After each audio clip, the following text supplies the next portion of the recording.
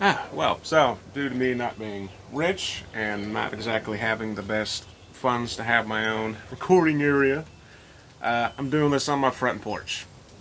I mean, it's a nice day, kinda. Got some green trees, summer's coming back around. Well, anyways, today I wanted to talk to you about Persona 5 Strikers. Or Scramble. I mean, I've seen two different ways to say the name on this thing.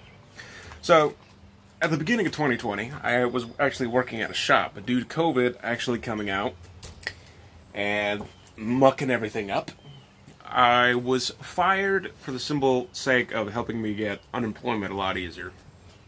So, it was boring. It was very boring. There's not much I was able to do. So I actually went and bought Persona 5. Vanilla. I didn't know there was actually a royal version until later in the fact. But it was a great game. I loved the game. The music was great. The characters were great. I enjoyed the plot. The art style of the game was really good. And a lot of the music that's actually on, that you can hear from the game, I actually listened to. Still today, there's a lot of YouTubers actually who have made bit of remixes and their own kind of versions of the songs. See, like Emily Ferdkey, I think you say his name, how you say the name. A few of them actually make pretty good ones. But I recently found that there was, well, not recently, I saw that there was Persona 5 Strikers for the Nintendo Switch. I actually saw it on the store. And me being a Persona 5 fan, I decided to get it. I've never really played any of the other Persona games. I've kind of just played Persona 5, but with its almost 100-hour length gameplay, it was enjoyable. Persona 5 Strikers kind of has a bit of the same deal to it. The plot is... spoilers ahead. I guess I should also put that on the video link. But Persona 5 Strikers kind of has a similar plot to Persona 5 in a way. Persona 5, the vanilla version, has a lot more in-depth story. It has a lot more going for it in terms of, like, telling you, like, well, a good plot, basically. Persona 5 is fairly short Strikers is fairly short compared to the original. The gameplay is a little different, too. Instead of being like a turn-based RPG, like, you know, Final Fantasy, instead we kind of get a Dynasty Warriors-esque gameplay, which is still kind of fun. In the vanilla version, it kind of got to the point where I felt like I was only playing as Joker, because Joker was really the only one that was kind of useful to me, personally. Frickin' birds! But since he, you know, had the ability to choose different personas, and you could effectively choose different, you know, strengths against their weaknesses, it was really good. But everybody else just kind of felt rather stale in comparison, because they only had their one little gimmick. It's kind of like Pokemon, to where, you know, electric beats water, and yada yada yada. Persona 5 Strikers actually changes it up a little bit. So every character, Ryuji, Makoto, Yusuke, Ann, they all have different fighting styles. Ryuji is more of like a heavy hitter. He can charge up attacks and, you know, do really strong blows. Yusuke is kind of a quick hitter. I could never really get his style down all too well. But, you know, of course he has his ice. He also has a pretty good range with his sword. Makoto's a fast hitter. She has a few wide area hitting attacks.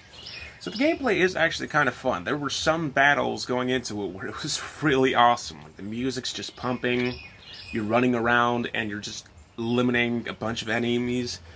But yeah, it's fairly short. In Persona 5, you have, like, confidants. You can go and meet them, unlock new abilities, and once you increase their thing to rank 10, you can actually summon a, like, the most powerful version of their type of Arcana.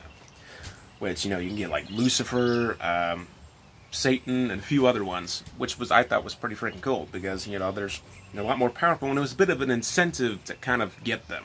Like, you know, making more friends. In this one, it's more of a road trip. You know, it kind of starts off where Persona 5 ended. So you're basically going around to these different cities, Okinawa, Sapporo, and you're beating these things called monarchs. A little different from palace rulers. But it's very short. Like, in Persona 5, you can go around, you can go to batting cages, you can go to, you know, spas, saunas, whatever. You can do a lot of stuff. There's a lot of, like, little side activities to help boost your stats and all that. In this one, not so much. The real way to boost your stats is by bonding. So you go out, talk with your friends. During certain events, you can actually get it quite a lot. And that's really how you get it. And increasing bond gives you bond points, which you can use to increase your attack defense, your Persona's attack and defense, being able to do Harrison recovery, and a few other things. So, leveling up-wise, it's quite different, actually. And in some ways, it is kind of good, but in the other ones, it's very tedious, because you don't always get to do it. And a lot of the times, it felt like no matter how much I increased their defense and attack, sometimes I would still be destroyed by certain enemies. There's been a few times where I would use moves to lower their defense and their attack and increase my defense and attack, and even use a Persona that was strong against whatever element they had, but I still would get wrecked within like a hit or two. And honestly, it got really annoying. And speaking of getting knocked out in one hit or two, getting items to heal is very difficult at the beginning, because at the beginning, you can only go to a few shops. Then later on, you get Sophia's shop, which she sells a bunch of stuff, but unlike in Persona 5, there's no limit, or there's a limit to how much you can get. There's always like a few on sale, and a lot of times you just blast through all of it, because you're just getting wrecked. And especially when everybody in the back seat, you know, you'll be fighting one dude, you'd be doing pretty well, and then it's just suddenly, they're all dead. And it gets really annoying, because then it's just non-stop heal, heal, heal, recover, recover, recover. And even if I'm using, you know, my guys who are strong against whatever they're doing, it still honestly feels like they're just getting wrecked. And it's got very annoying. The gameplay-wise, it's very short. It's basically go to the jail, beat the monarch, and leave. Pretty much similar to the palace rulers, but it really feels like during the jails, you just speed through all of them. It really feels like you're just there for a few minutes. One good thing I could say about it, though, is that unlike in the palaces, when you leave, and the vanilla Persona 5, you have to go straight to bed, which really got annoying, because it's like, just let me get some healing items. That's all I want to do. But in Strikers, you can actually leave, go, get some healing items, immediately go back, which really helps you out, because since you go through so many healing items, it's nice to be able to leave, immediately go and get some, and go right back.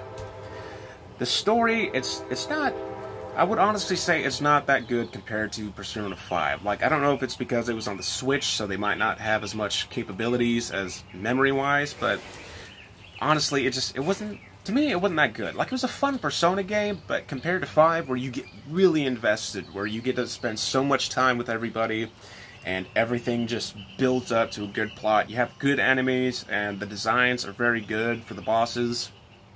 Whereas in this one, a lot of them are very simplistic, or something that you generally think is cliche. Alice Hiragi, her whole thing is Alice in Wonderland, so of course she's going to be a giant rabbit. Yeah, Natsume was a giant dragon, which I don't get. Dragons are different from demons, but whatever. I would have expected like a giant dude with huge horns, wings, and all that. But whatever. But it is a fun game, but the plot leaves a lot to be desired. It's very similar, and they actually do kind of connect the two games. Where, oh, hey, something like this has already kind of happened, so we have experience with that. And sometimes it got to a point to where it's just like, oh yeah, this is what Persona 5 did. Yeah, oh yeah, this random doodad became a god. Yeah. Oh. And I would have to say the ending just wasn't really that good for me either. The end of the Persona 5 was awesome, because you get to have what was his name? I think it was Sentinel. You actually get to use him and one-shot Yaldabaoth, and it was awesome. I always forget how to say his name. Yaldabaoth or Yaldabaoth. Anyways. But it was a good game, it had a great ending, and, the ending just really tug at your heartstrings. But in this one, it's just, more or less, it's just kind of out well, road trip's over, everybody. Time to go home. Just beat a guy. What'd you do? What was your summer vacation like? I killed people. What was yours? Went to the beach? Noob. But, I mean, it's a good game.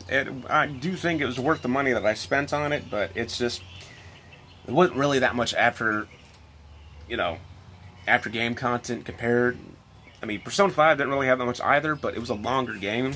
I mean, this one only had about 40, 50 hours in it.